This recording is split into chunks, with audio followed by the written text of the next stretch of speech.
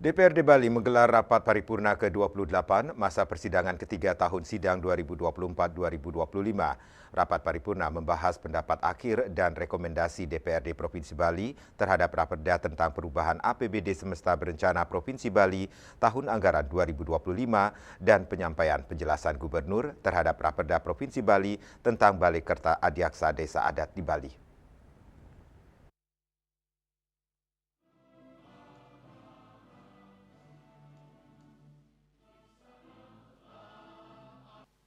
Rapat paripurna ke-28 masa persidangan ketiga tahun sidang 2024-2025 membahas pendapat akhir dan rekomendasi DPRD Provinsi Bali terhadap Ranperda tentang perubahan APBD Semesta Berencana Provinsi Bali tahun anggaran 2025 dan penyampaian penjelasan Gubernur terhadap Ranperda Provinsi Bali tentang Balai Kerta Adiaksa Desa Adat di Bali.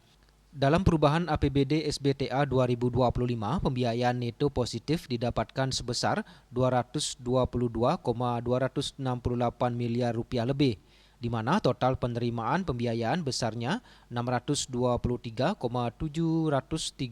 miliar lebih dari silpa audited tahun 2024, dikurangi dengan besarnya pengeluaran pembiayaan 401,464 miliar rupiah lebih. Untuk penyertaan modal 158 miliar rupiah lebih dan pembayaran hutang 243,464 miliar rupiah lebih.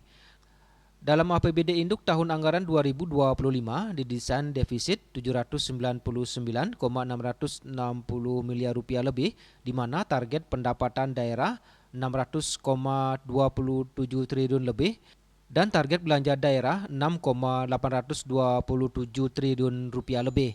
Dewan mendorong agar diupayakan potensi penerimaan pendapatan dari dua sumber dalam hal ini yang di kawasan Pusat Kebudayaan Bali dan Nusa Dua supaya menjadi kenyataan atau terrealisasi. Di samping untuk selalu terus menggali sumber-sumber pendapatan baru dan pengelolaan aset tetap berupa tanah diupayakan sedemikian rupa guna memungkinkan pemberian kontribusi PAD. Rapat juga membahas Balai Kerta Adiaksa sebagai wadah mediasi, maka forum ini bertugas menyelesaikan perkara secara restoratif melalui musyawarah dengan tujuan mencapai perdamaian dan pemulihan hubungan antara pihak yang terlibat tanpa melalui proses peradilan formal. Balai Kerta Adiaksa di desa. Penerapan hukum dan penegakan keadilan adalah dua hal yang belum sepenuhnya berjalan paralel. Situasi ini tentu dipengaruhi oleh beragam faktor, mulai dari kesenjangan keadilan hingga pendekatan hukum yang masih jauh dari nilai-nilai humanistik. Selain itu, pendekatan keadilan retributif yang masih mendominasi wajah hukum nasional menjadikan hukum adat kurang mendapat perhatian serius dan kurang berjalan implementasinya di desa adat yang kita punya. Padahal kita memiliki kearifan lokal dengan agama dan paradigmanya yang sangat baik untuk mengatur kehidupan masyarakat di desa adat.